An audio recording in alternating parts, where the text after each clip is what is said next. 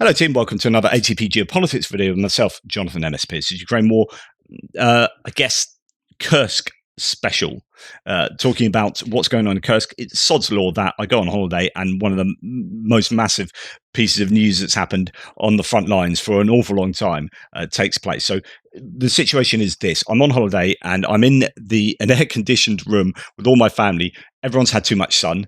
I'm all right, but we were fighting with like 1,000,000 degrees face melting sun. So we're just having an hour back, just regenerating ourselves before trying to attack the sun again later. I don't think we're going to win. It has a habit of beating fair-skinned, pasty Englishmen like myself. Anyway, so Kursk is all going off in Kursk. Let's remind ourselves of exactly where Kursk is. His map. This is Andrew Perpetua's map. I've obviously been unable to update the map recently, so we'll go to Andrew Perpetua's map, and we can see that Sumy Oblast, between Kiev and Kharkiv, is where the Ukrainians are attacking north towards Kursk, the city of Kursk, into Kursk Oblast. We also have the Kharkiv different sectors here where the Russians are at the moment trying to get that buffer zone into Kharkiv Oblast and get towards Kharkiv city. That I've just measured that earlier. It was about, is that 10 kilometers there that at, if I was being the most generous, that they are controlling into Ukraine, whereas some claims are that the Ukrainians have moved 15 to 30 kilometers into Kursk Oblast. Take it with a pinch of salt, though, of course, because some of the claims are pretty you've got OPSEC and you've got all sorts of OSINT sources and the Russian MOD and others just spraying the information spaces with all sorts of claims. So, but it could be that the Ukrainians have achieved far more than the Russians into Kursk Oblast in just a mere couple of days, more than the Russians have achieved in a month into Kharkiv. But I guess that remains to be seen. Right, just to remind you what I said earlier today in my hits and losses videos, I don't think this video is rendering properly, but there are all sorts of videos showing vast numbers or just large numbers of Russian POWs being taken. Here, Russian border guards and likely also young conscripts surrendered to Ukrainian forces in huge numbers in Russia's Kursk region. Unbelievable. So there's a video showing that, although it's not at the moment. There's another one here showing more reports are coming in about Russian soldiers surrendering into Ukrainian captivity, and there's another one here supposedly showing 40 Russian soldiers captive out at one stage 2 for Ukrainian Defense Force fighters. And this has got to the point where so many POWs are being taken that there are claims that the Ukrainians are having problems with transportation. And yeah, they're taking so many, they can't get them back to Ukraine easily at the moment. I mean, that is just testament to the success the Ukrainians are having. And of course, that's really good for leverage for getting back Ukrainian service people who are POWs. There are a lot of them that could come back. And it also takes these fighters off the front line and it's just really good news for the Ukrainians. On the other hand, the Russian MOD are claiming quite ridiculously that Ukrainians have lost 660 servicemen and 82 armored vehicles since the start of the incursion. Of course, we know that Russian MOD talks out of their posterior. That is certainly not true. We heard Gerasimov say that the attack had been repelled and there's nothing to worry about. And of course, that's not true. We've had people, civilians from Kursk, appealing on video to Putin directly, saying, please help us. What are you doing? Where are you? What's going on? Well, this is an absolute disaster. And it appears that it is a PR disaster for Putin. And it is left, the Russians have been caught with their pants down, basically. It's not gone very well for them. We've had claims that Yevgeny Podubny, the propagandist, has been killed. Actually, he's not been killed, but he's very badly injured in hospital. So that is a bit of a scalp for the Ukrainians there. Various claims as to a Su-34 possibly being shot down, fixed-wing aircraft with guided glide bombs in the area. We've had claims that we have evidence of a Ka-52 attack helicopter being shot down. A Mi-28N, which is if it's that variety, it's the electronic warfare version, ironically being hit by an FPV drone on its tail rotor. That took a hard landing, crew survived. Possibly another Ka-52 attack helicopter shot down. Also news that where the Russians have been using 30 to 60 guided glide bombs and dropping them on the Kharkiv sectors. There are only a couple a day at the moment. So really, there has been a very effective deterrence of the Russian close air support and Russian guided glide bombers dropping their ordnance in certainly in Kharkiv area, and that will probably indicate that they're going to struggle to support their own troops in this sector too. And there were claims that in Sudzha, the Russians hit their own retreating soldiers as they were pulling out of Sudzha with guided glide bombs. So that's not a good look, really. Here we have if we were to be, and remember this is a conservative map, so if we go to the edge of the grey zone, then that is a good 18 kilometers, and it could well be that the Ukrainians are all the way up there. As far as like robust control, Andrew's mapped it thusly, but as he said, incredibly conservatively. There are claims now that there have been claims for some time that the Ukrainians control Sudzha, this whole area here. Certainly, there are claims of Goncharovka, flags flying there and whatnot. So it appears that the Ukrainians might well be much further on. There are claims of them up near where is it, Martinovka, which is I forget where it is now, but also Lyubimovka here claims that the Ukrainians might well be in that area. And yeah, I think Martinovka is just off. Yeah, up here. This is where it is. So just on northeast of Sudzha. So the Ukrainians could be there, and there are claims that the Russians are putting a counterattack in position at Bolshoi Soldatskoye just here. That's the latest claim that I have heard. Not sure about any of these really. So we'll drop into ML Castelhelmi to see what's going on before we look at like why the Ukrainians might be doing what they're doing, and loads of different people putting their tuppence worth into the information spaces. And I might end up repeating myself as people have overlap in what they claim is taking place. But I thought I'd give you as many people's opinion as possible. A Kursk offensive, says Castelhelmi. Situation update. Ukrainians have pushed further in all directions. They have at least a partial control of Sudzha, and they're pushing towards Koronovo-Rilsk direction. So that's in that northwestern direction. Smaller detachments are operating on the area of Sudzha-Lugov Road. So that's going more directly north. It is unclear how large the Ukrainian area of control actually is, and what areas are so-called grey zones where neither party has a solid control. The map is a conservative assessment.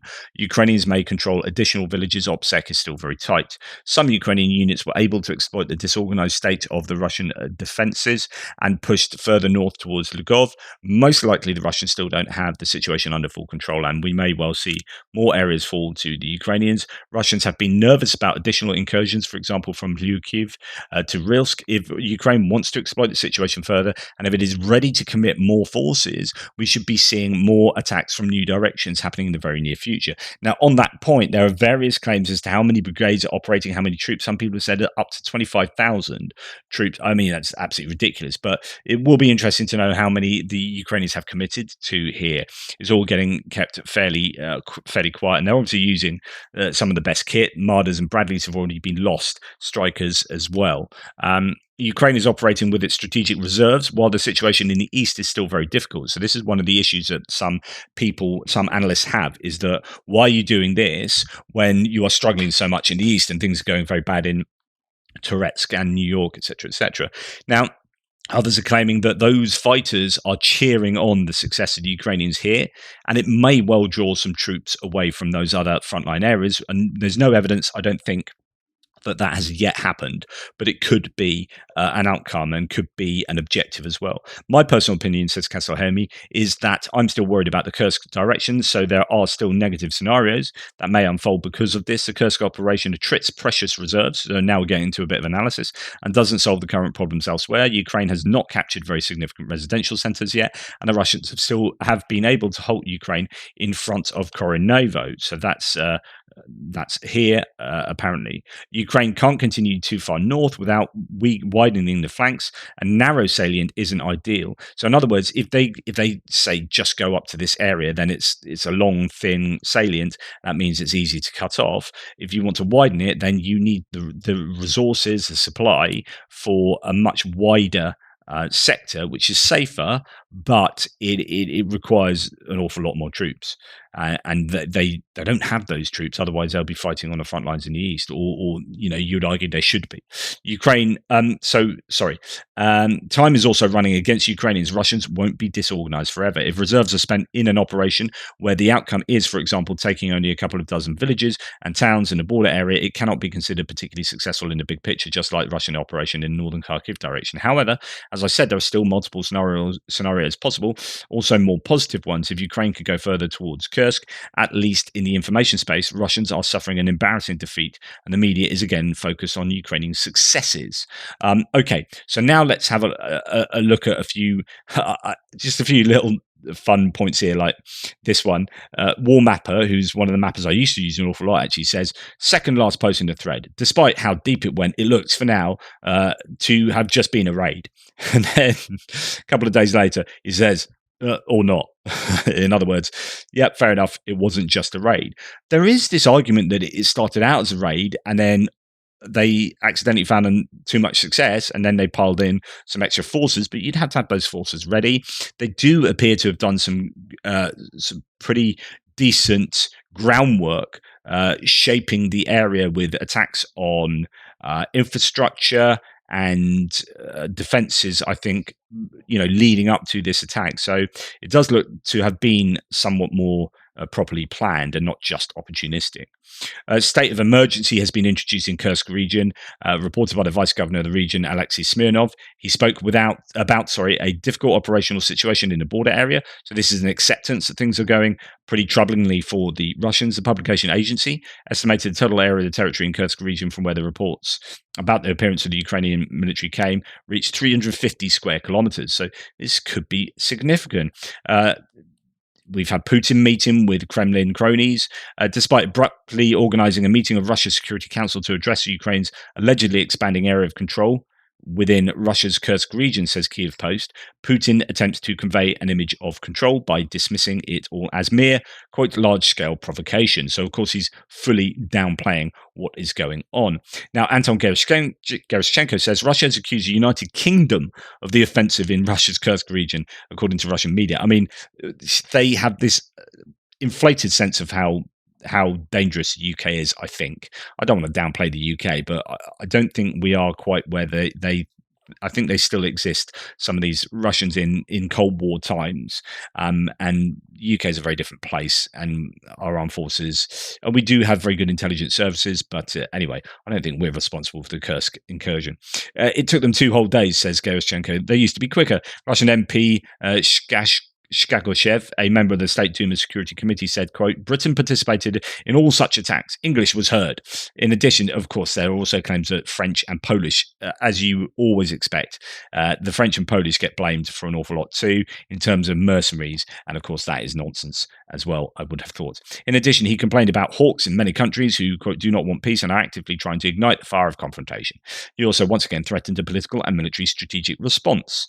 So that's what some Russian responses are looking like. State Department spokesperson Matthew Miller emphasized that Ukraine alone makes the decisions in the alleged Kursk operation. However, the US policy about weapons restrictions remains unchanged. Ukraine is not allowed to strike deep into Russia. I think that's been repeated in another briefing since then.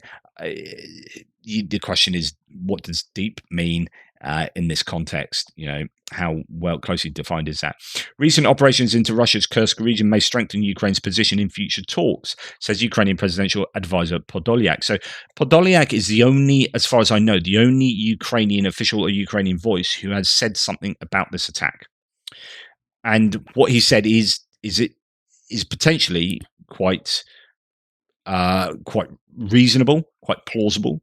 And this could really be this area could become a bargaining chip if the Russians have their own bargaining chips, such as the 4 regions of Kherson, Zaporizhia, Donetsk, and Luhansk, then the Ukrainians need some bargaining chips of their own, and this could be it. He remains the sole Ukrainian official commenting on a 3-day border incursion. So let's look at some critical analyses and other analyses of what's going on. So John Haley here says some thoughts on what's happening in Kursk. The Russian border defenses were most likely prepared to slow down and stop smaller scale raids. Looking at the Russian Telegram channels, he says, it seems that the Russian high command may have also ignored the Ukrainian buildup. As a result, Russia has had to scramble the QRFs and local forces to respond to this. This gives the Ukrainians time and ability to joyride in the area to their soul's content. Reconnaissance groups are largely moving far ahead of the main force to sow more confusion.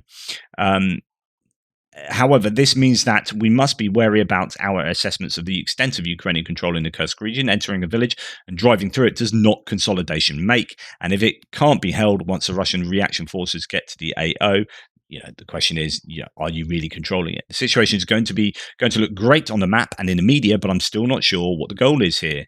According to unreliable reports, Ukraine has concentrated elements from 2 to 4 brigades in the area. These will be gravely needed in the east. To offset the use of manpower and resources and help the crisis areas in the east, Ukraine would need to tie up 2 to 3 times as many Russian reserves from Donetsk. That seems unlikely, as Russia will most likely respond with local troops, as Tatarigami has said previously, and we'll go on to his opinions in a second. It's also unclear how Ukraine is going to hold on to territories here longer term if it can't hold on to territories in the east where it has had time to prepare defenses. Ukraine also can't hit Russian concentrations with HIMARS when they are in Kursk. So there are a lot of challenges to what the Ukrainians are doing here. They're not being able to use HIMARS, not having dug in fortifications. So as quickly as they're taking land, they might have to cede it on the other hand. It's also not likely that the idea here was to attack the gas pipeline, as some have suggested. You don't need to invade the area to hit a gas pipeline, as Andrew Perpetua pointed out. Ukrainians have hit the gas pipeline already. So they've done lots of what could be seen as shaping operations or just generally striking areas of importance within Kursk. Trying to hold on to areas in Kursk while also trying to desperately hang on to the areas in the east is likely going to eat up more Ukrainian resources than just concentrating resources to holding the eastern front line. And I would generally agree with that. Also, these troops can't be used to rotate other units. The short-term benefits in terms of media optics and shifting attention away from the east are obvious, but if Ukraine attempts to hold onto ground, those short-term benefits might soon turn into long-term consequences. Hopefully, Ukraine has a clear idea about the goals of this operation, and hopefully these goals are also achievable both politically and militarily. As it stands right now, I still feel like Ukraine is doing some high-stakes gambling while holding a pretty bad hand. Looks like 2 out of 3 of the rest of the family are asleep. But anyway, I will soldier on. Oliver Carroll has written a piece in The Economist saying, my report on the Kursk attack. I'm not going to go through that one, but it generally says what appears to be an attempt by Ukraine to show the emperor has no clothes. Operation is highly risky, and most officials are tight-lipped. But an intel source tells me he's happy with the way things are going. We have options. So it could be that this attack into Kursk is a little bit suck it and see, F around and find out. It could be opportunistic where they've taken all this area and they're like, well, let's give ourselves options. Like, we could try and hold on to it, or we could retreat. We could try and take a nuclear power plant. We could try and take a prisoner of war camp that might be housing Ukrainian prisoners of war, so on and so forth. There are options that could present themselves, and they don't necessarily have to just hold on to one objective only. But we'll have to wait and see how it pans out. We're going to go on to Tatarigami's analysis now. A few thoughts on the situation in Kursk. He's usually fairly downbeat about Ukrainian stuff. So, one, I still think this could be a serious mistake given the situation in Donbass. However, situation can quickly change, proving me wrong. The stakes are very high, and there is significant potential here. The outcome is unclear. Russian troops on the border, including FSB border troops and conscripts, were enough to stop small incursions, but clearly not enough to stop the advance of a combined force that Ukraine assembled for this assault. The large number of POWs is a big humanitarian win for Ukraine. This is a good chance to exchange Ukrainian prisoners and a huge win for the families of Ukrainian soldiers who have been waiting for their loved ones for over a year. Incredible job by the Ukrainian forces in that respect. And of course, we've just heard today that 95% of the Ukrainian POWs are tortured by the Russians. So, there is extra reason to get back those POWs as soon as possible. To continue, Tatargrami says, when it comes to response forces, Russia is likely to use its internal reserves located in Kursk, Moscow, Belgorod, Voronezh, and Rostov oblasts. We might also see units from the North grouping. The absence of a swift reaction shows that they were not informed or assembled. So far, there is no evidence of Russian forces slowing down their offensive operations in Donetsk, nor is there evidence that Russia is moving any reserves or units from the center grouping of forces. This can change, but not at the moment, hence my skepticism. It's hard to gauge the moral blow to Russian society. Social media posts and influencers show they are unpleasantly shocked and clearly upset. However, it's uncertain how long this will last, as they quickly moved on from the losses of Kherson and the retreat from Kiev Oblast.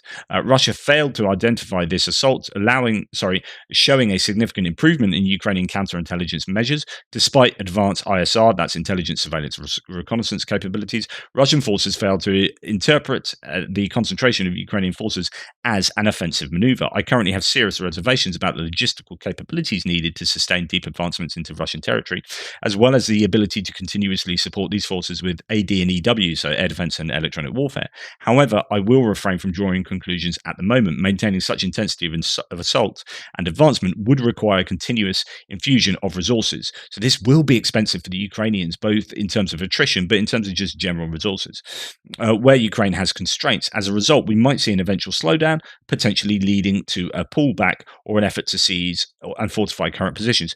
Think of it like throwing a boulder into a pond, right? And you get some large waves, but as those waves, those concentric circles of waves go out, they get lower and lower. Like, the waves get effectively smaller and smaller, and the further out you go, the weaker you become, essentially, unless you're just going to throw in insane amounts of resources into that area. It does become a challenge. And he kind of finishes off, the lack of timely assembled reaction forces on the Russian side gives the AFU crucial time to organize their defense. As time goes on, it might become more difficult for Russia to retake territories, similar to how Ukrainian forces are still struggling to regain control of Kharkiv. Overall, it's unlikely that we're nearing the end of the operation, so these conclusions are early and preliminary. My hope is for a total victory by the Ukrainian forces, allowing me to write a follow-up apology thread acknowledging how wrong my initial assessment was. And we have Suryat Maps, a pro-Russian mapper, saying, as I mentioned the day before yesterday, the Ukrainian operation in Kursk is not affecting the development of the Russian operations in the Donbass. So that's what Tatargrani said initially as well. Where the advances continue with the same rhythm and intensity, Russian reinforcements are beginning to accumulate in Kursk from Belarus and other remote areas. However, these troops are still far from the border, and the Ukrainian advance is not expected to be slowed down until the end of the week, at least. During this time, Ukrainian forces will consolidate their positions on the first Russian localities if their real objective is to create the buffer zone in rival territory. The point is that the objective of such an operation remains doubtful. Some argue that it may also be due to a simple propaganda battle, which is strange given the thorough preparation of such an action at a time when the Ukrainian army is having trouble holding the front in Ukraine. On the other hand, the evacuation of Ukrainian populations along the Sumy border with Russia has begun, which may indicate that the area is going to be fully militarized in order to further boost the war effort there, or else the preparation of the future battle in Sumy has already begun once a border operation has been reversed by the Russian command, which would not be ruled out by Moscow and would have its justification for carrying it out in the future. Okay.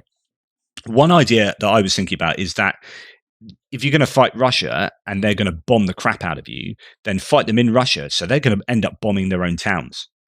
I, it's kind of like, well, yeah, we're going to have a fight. We'd rather fight around yours because you're going to smash your teacups up and smash your kitchen up, then fair enough. But if we fight around mine, then my house gets wrecked. So let's have a fight in your house. And that could be what's going on. It's like, yeah, if you want to beat us, you may beat us back, or we may concede territory to you. But if you're going to use guided glide bombs to flatten these towns, these are your towns, these are your cities, and that's going to cost you. And that's more problematic for you than it is for us. So there's possibly something in that. Let me know what you think. That's just my musing there. Slava Ukraine here says, For some opinions about the Kursk situation. Before the operation, there was not a single grunt, not a single one at all, not even a hint. After the operation began, the first information appeared many hours later. Now, during the operation, no one knows for sure the true situation, the depth of the breakthrough, or the state of affairs. There are no victory speeches from our officials. No one knows or understands the true intent of the operation. The enemy does not know and does not understand what's happening. All the information we have comes from the enemy open sources. The enemy whines endlessly that they cannot understand where the main attack might be. This is a real fog of war. This is the first time I'm getting an unrealistic buzz from the fact that no one knows anything, including me, of course. Sun Tzu, if he could see it, would envy us.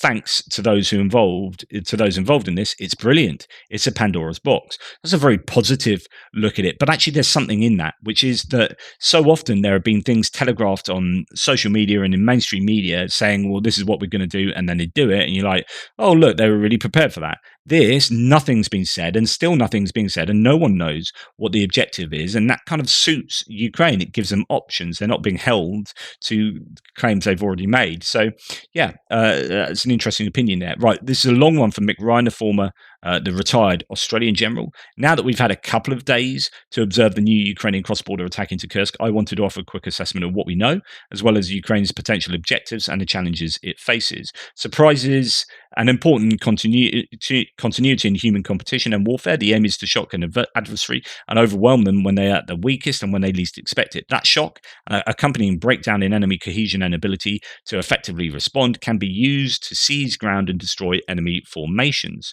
It appears that yet again the Ukrainians have surprised Russia and observers in the West with their latest operation. Over the past 72 hours, we have watched as Ukraine has launched a significant cross-border assault into Russia's Kursk region. Initially viewed as another raid into Russia, similar to the previous Ukrainian operations in May 2023 and March 2024, it's become clear that this is something different, despite our ability to only see a small part of what is occurring in Kursk. There are several aspects of this new Ukrainian operation which are apparent. First, this is a multi-brigade operation. At least 2 Ukrainian brigades have been identified so far, the 22nd Mechanized and 82nd Air Assault Brigade, both quality formations. It appears that, unlike in 2023 Southern Counteroffensive, where fresh brigades were employed, the Ukrainians have allocated experienced formations to the attack. Second, so that's an important point there. Second, the Ukrainians have attacked with a highly mobile mechanized force. This is different to the Russian dismounted attacks into Kharkiv of recent months. So if you remember, into Kharkiv, they were dismounting and then doing a lot of walking or using kind of going through urban areas by foot and using ATVs and golf buggies to supply themselves. Well, this, on the other hand, is a proper mounted assault here. This is a high level of mobility is essential to creating or exploiting gaps in enemy defenses and rapidly exploiting such gaps. Speed and shock action are vital. Third, the Ukrainians appear to have deployed a significant amount of air defense capability. At least 1 Russian fighter aircraft and 2 helicopters have been claimed to have been shot down by the Ukrainians. There had to be, as of this point, limited reports of Russia being able to use glide bombs or even large numbers of drones to counter the Ukrainian assault. This is indicative of a more effective air defense environment for the Ukrainians than was created for their 2023 counteroffensives. And of course, that also talks to electronic warfare being used and used effectively, potentially. Fourth, Ukraine has penetrated a good distance into Russia on at least 2 axes of advance. Main and supporting efforts are unclear. However, the situation remains very unclear, and Ukrainian forces could be much deeper into Russia than we know. This constitutes the biggest advance by any side in this war since late 2022. Fifth, Ukraine has achieved surprise. This is an important theme to note, given the obsession of some with describing this war as a transparent battlefield. This again shows that the battlefield is far from transparent, and that deception activities, good intelligence, and surprise are crucial elements of modern war. More importantly, the Ukrainian cross-border attack shows that surprise is still possible, and that offensive operations are also possible despite the prevalence of the defense last year. In the past year. So, what might Ukraine's objectives be? Tactical, operational, strategic, and political.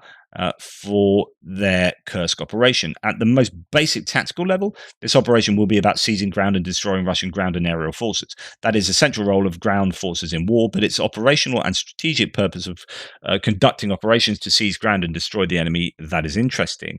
There are a couple of possible operational objectives for this attack. First, Ukraine may be seeking to draw Russian forces away from areas from its attacks on the New York and advances in Toretsk and Prokrovsk. This might be possible, but given Russia's advantage in manpower, one would have to assess that this outcome is probably unlikely, and it seems that most other analysts agree with this. Another operational objective which is more likely to be realized, is to force the Russians to reconsider their force dispositions elsewhere on the front line. The Russians will have to respond, and even they do not have a bottomless pit of resources to do so. To respond to the Ukrainian attack in the Kursk region, they'll have to stop defending somewhere else. Ukraine may have some specific operational objectives in mind which are related to ground. The Kursk nuclear power station may be one objective, but that still lies 60 kilometers from the border with Ukraine, well beyond where Ukraine is currently thought to be operating. Key road and railway lines might be also interrupted. So that nuclear power plant is 30 kilometers apparently from where they are presently. Some people are talking about that being an objective. Other people are saying that's highly unlikely. So have to wait to see. Strategic objectives of this attack can only be estimated at this early stage. First, the attack might be an attempt to slow or kill Russian momentum in its offences, which have lasted for the duration of 2024. Ukrainian planners still understand that even Russia can't remain on the offensive forever. A second objective might be to shift the narrative on the war to one more positive for Ukraine and counter Russian misinformation about their inevitable victory in Ukraine. The 2022 offensive in Kharkiv not only stunned the world, but shifted the narrative on Ukraine's ability to prosecute the war and resulted in a significant change in the West's approach to providing aid. A third strategic objective may be to boost morale in the Ukrainian population, given the past 8 months of defensive operations, constant aerial attacks on infrastructure, and ongoing power shortages. The will of the people will be at the forefront of the Ukrainian government's considerations about the trajectory of the war. This is an important point, actually, because there have been talks about morale being affected, about the government not being sort of popular, which is a reflection on just the state of the war in general. Now, you wouldn't want to do things just for political gain or even for kind of morale gain, but it is certainly an added bonus and might well be a component of the rationale for doing this. A fourth strategic objective for Ukraine might be to do what the Russians are doing in eastern Ukraine at the moment, grab as much territory as possible in case Ukraine is forced into some kind of negotiated settlement at the end of 2024 and early 2025. Negotiating with some of your enemy's territory is much better than negotiating without it.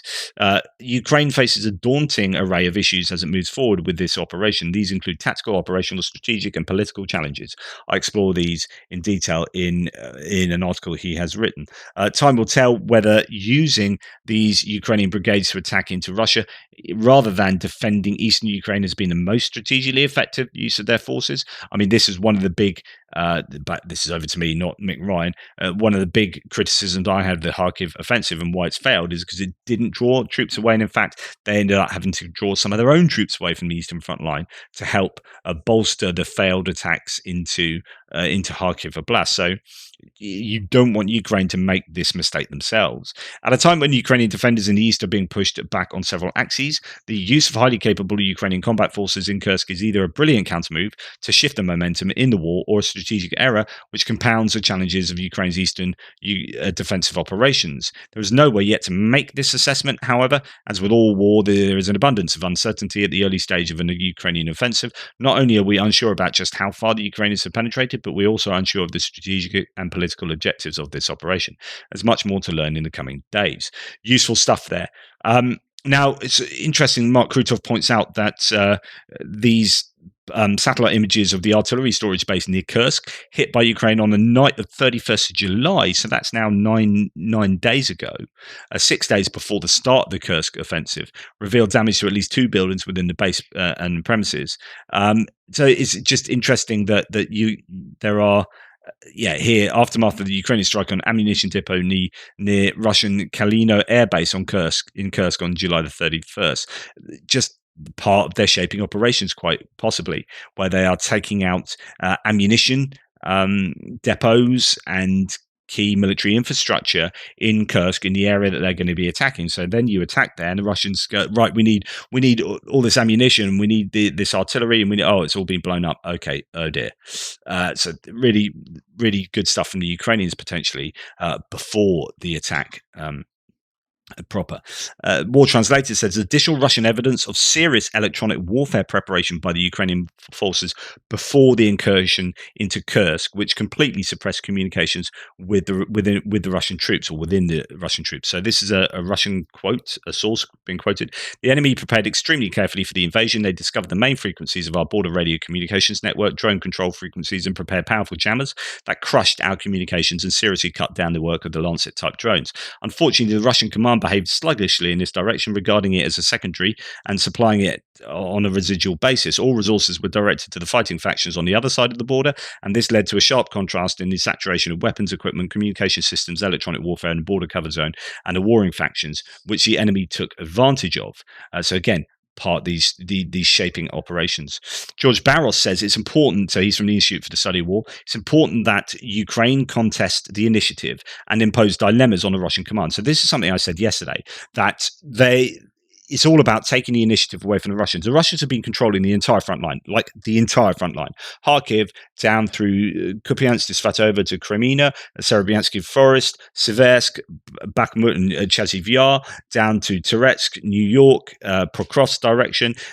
You've got Krasnohorivka, Novomikhailivka, down to Vuhledar, across to Velika Novoselka, across to Robotina, right?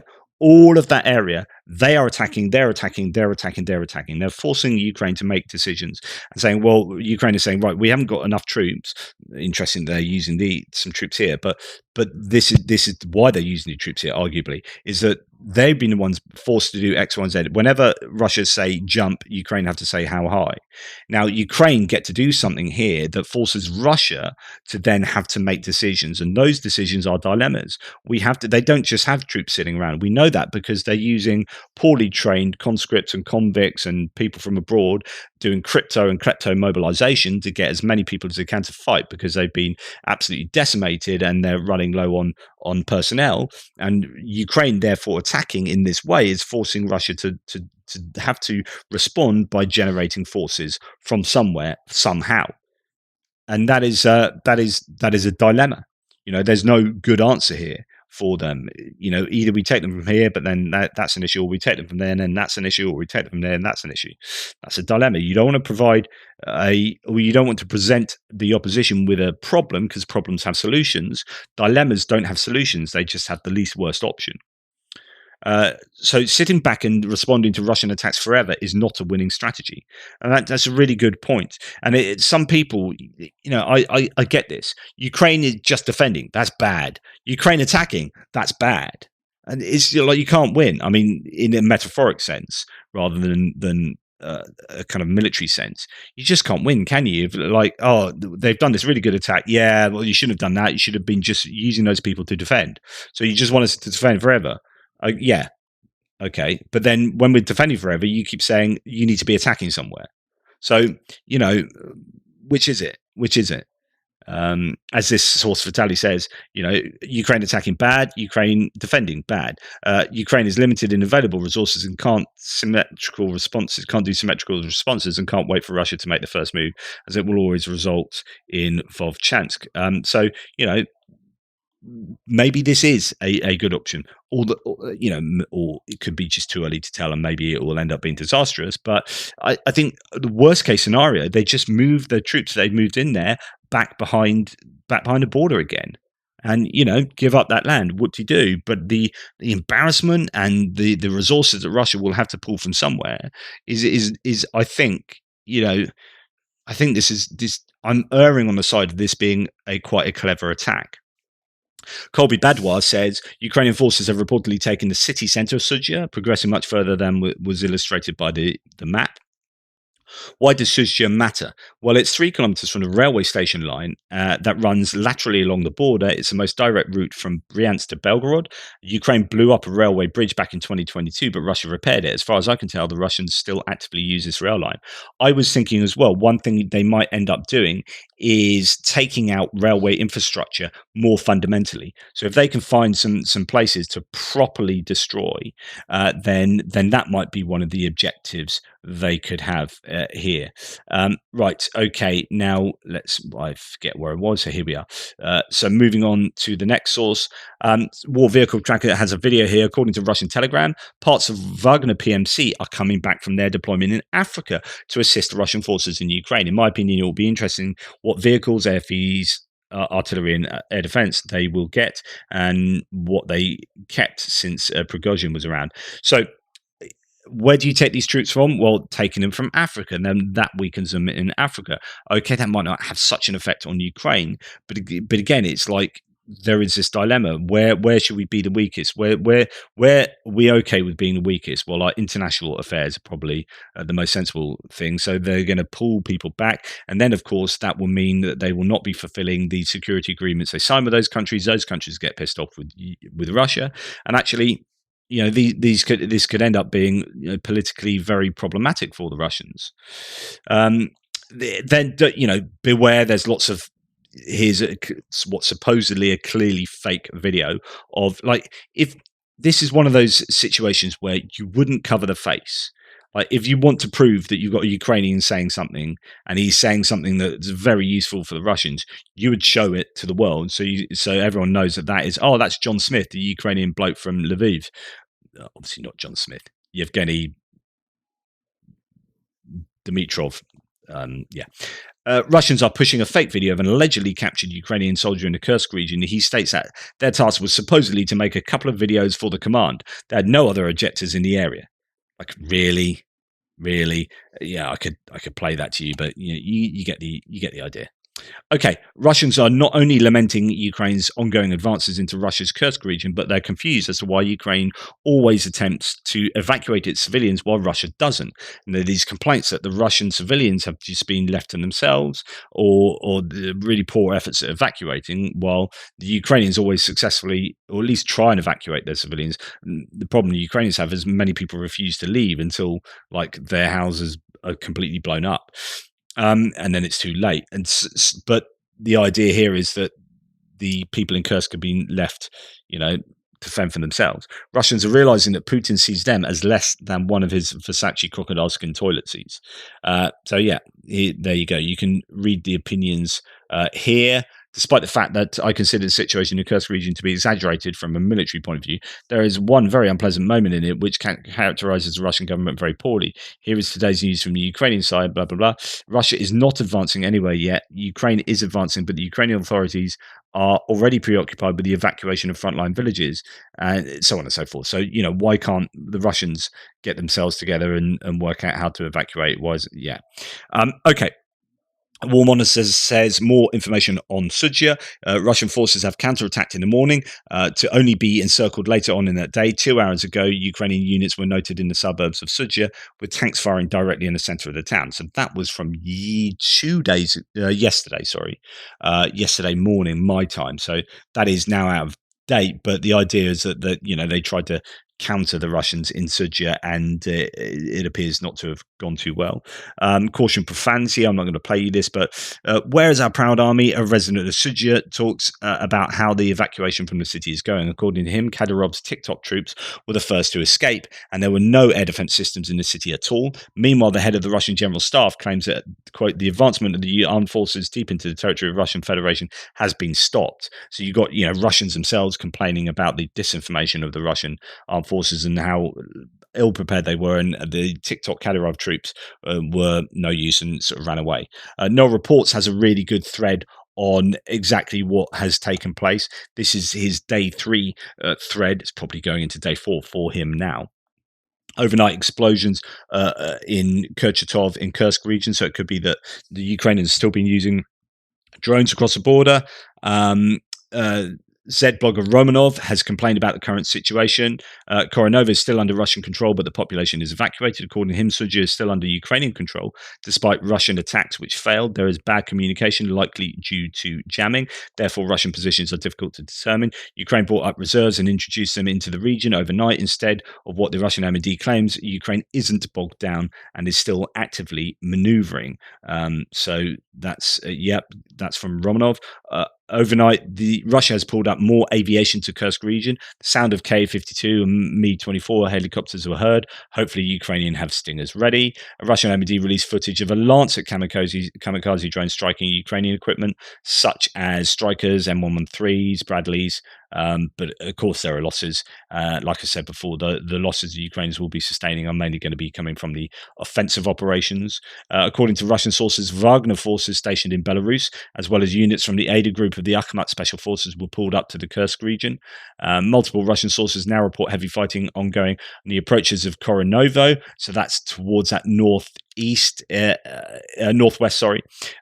where, as they claim, Ukrainian units, including lots of armored vehicles, are passing inside the town. It is likely that Ukraine has expanded its flank towards Snagost, but we need further confirmation. So that is to say, if we look at Koronovo, sorry, that's not rendering very nicely at the moment. So yeah, that is in this northwestern direction. Yeah, I'll leave that to work itself out.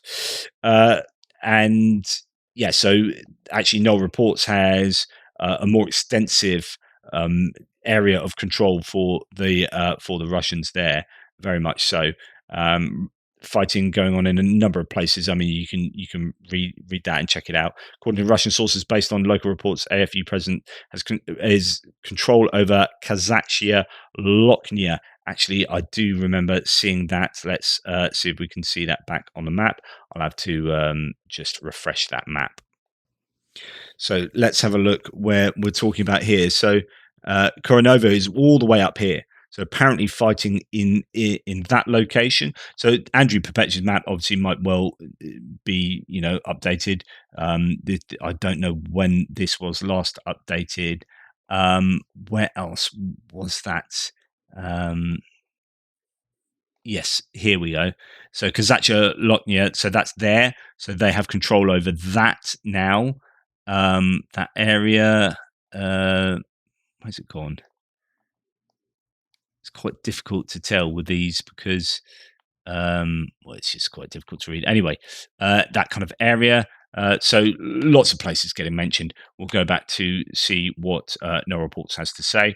Interesting claim from Russian source 2 majors. They claim that 6 to 7 Ukrainian tanks were firing on a village of Ivnitsia, which means they must be in close vicinity, 2 to 3 kilometers. Ivnitsia is 12 kilometers from the current front in the Kursk region. So they could well be, much further than previously thought. So all the way over there, goodness me. I'll see if I can find that on the map to give you an indication. Right, so I've just found that. So that is up this main road up here. So the idea is that they are fighting in Koronovo, which is all the way up here into what was the Russian control zone there, and Ivnitsia is here, somewhere around here. Yeah, that one, Ivnitsia. So if they are firing tanks at Ivnitsia, then, as mentioned, the Ukrainians are going to be 2 kilometers basically to realistically be firing at that place. So there you go. I don't know what I'm doing now with the let's just stop that. You get you get the point there. I don't know how to get rid of it. Oh, there we go. So that means that yeah, they are possibly all the way up here. So really, it could be that they control this whole area, which then means that if they are up to there, from the border, that is indeed 22 kilometers. So the idea that they're somewhere between 15 and 30 kilometers inside the border is kind of borne out by some of these claims, and that's coming from a Russian source. Then we have situation in the Kursk region. Streets are empty, and streets are empty and lots of abandoned and destroyed vehicles can be seen. Russia brought the war onto its own soil. Polish and French speech was noted by Russian soldiers in the Kursk region. We always hear that, and it's usually rubbish. Romanov, the Z blogger, with a much telling update, seems like he is again tired of going along with the lies of other Russian channels in the MOD, just like he did in the Kherson region. Yes, Ukrainians are retreating in the direction of Rilsk with heavy equipment. In other words, they are moving on. So so on and so forth. What else? Fighting going on. Yeah, more villages. I'd go and check No Reports. He's got a really good updated thread on exactly sort of what's going on. Groups of soldiers surrendering en masse. They are, yeah. Russians are warning for Ukrainian deep reconnaissance groups working deep behind enemy lines. Be careful, there are many. North Group defeated Ukrainian brigades in Kursk, Sumy, and Kharkiv regions. Enemy losses mounted to 450 military, says the Russian Ministry of Defense. Parallel Universe says No Reports. Russian channels closely related to PMC Wagner confirmed the deployment to the Kursk region of the Ratibor Group, first assault squadron led by well-known senior Wagner commander Alexander Kuznetsov, call sign Ratibor. He is one of Wagner's founders. Kursk region has been hit by a massive DDoS attack. I found this one interesting when I read it earlier. So not only are they attacking physically into Kursk, but they're also doing virtual attacks, so DDoS, which basically overwhelms websites with lots of people attempting to log on a single website, and it brings the website down. So doing like kind of cyber warfare alongside actual warfare, conventional warfare, causing many services to go down and become temporarily unavailable. That will then create this sense of chaos for the people in Kursk. Specialists from the regional Ministry of Digital Development and Communication said they are working to restore functionalities. Ukraine's surprise incursion into Kursk has caught the Russian military off guard. The operation, now in its third day, has embarrassed Putin and led to criticism of Russian military leadership. More and more Russian channels start to worry about the new operation into the Belgorod region, besides what is happening in the Kursk region. Quote, there is a significant concentration of enemy forces north of Kharkiv. Suggesting that new actions may soon begin in the area. The situation resembles the enemy's preparations before the offensive in the Kursk region, possibly indicating a strategy to stretch and exhaust Russian forces by forcing frequent relocations. Another front could potentially flare up in the coming days. So now that Russians are thinking, well, are the Ukrainians going to attack into Belgorod? And Koronovo is not under Russian control anymore, saying several Russian sources, which we've already talked about. Russians are starting to worry. Quote, in Kharkiv, near the Rilsk direction, there's active enemy electronic warfare activity, indicating an attempt to conceal troop movements. Military equipment is being moved towards the border from various directions, so on and so forth. Just another map update showing even, greater control of the area there. So it's going to be really interesting to see Andrew Perpetua's map update later today. Lots and lots of information here. I was just continuing to go on down this very long thread and just came across this. Some Russian channels have reported that clashes have emerged near Kromsky Baiki, 15 kilometers north of Malaya Loknaya, which is also like further on, and the reports of fights around there. 30 kilometers south of the Kursk nuclear power plant. Earlier this morning, Russian channels reported that Ukrainian tanks fired at Ivnitsias, which I've already talked about, so even further north of that place. So goodness me, the Ukrainians could be really, really far north. And further reports as of much more recently that they've taken control of more land, more is going on. So I don't know if there's much more to note. Just further advances. Just seems to be each subsequent report coming from No Reports just shows more and more land that the Russians seem to have ceded to the Ukrainians. Ukrainians just pushing on and taking that land. So Russians are providing a list of captured equipment by the AFU, which is probably roaming around the Kursk region. The message warns to shoot on sight if these are seen. So they appear to be worried that the way I'd interpret that is the Russians have had all of that equipment captured by the Ukrainians, and so if you see that equipment, take it out, even though it's Russians, so on and so forth. So I've probably gone through enough of that already. what else? And this has been far too long for most of you. Um, just lots and lots of stuff coming out about Kursk. So here's one of the videos of people really complaining about what's going on and complaining directly, well, they hope, to Putin, making a testimony to him. Ukraine's siege of the Kursk nuclear power plant is unlikely. It would require an 80-kilometer march and a larger force than is currently available, according to The Economist. Biggest Russian shills and most usual suspects who rip their throats apart, shouting that Ukraine will fall within 30 days on a daily basis since 2022, are absolutely, definitely silent about what's happening in the Kursk region. So yeah, where are all these people? Some of them Americans shouting, "This is a disaster. Why you're only going to blah blah blah," and then actually they're not saying much about the fact that Ukraine has waltzed into Russia. Russia literally outsourced their domestic defense to Jake Sullivan, and Ukraine just ignored him. So this is an interesting idea that they were relying on anti-escalation rhetoric to keep the Ukrainians at bay, and the Ukrainians seem to have just ignored that. So it's a kind of Jake Sullivan was doing the best job of defending the border from Ukrainian attacks. Darth Putin here says Ukrainians advancing so fast in Kursk because they're not stopping to steal toilets, which is a reference to the Russians stealing toilets, particularly at the beginning of the war. Anyway, that's probably enough from me. The most useful, I think, source at the moment is Noel Reports and what he has to say in the ongoing Kursk conflict there. So go and check him out. Hopefully, that's of use to you. We'll return to that on a daily basis, no doubt. Take care, guys. Speak soon.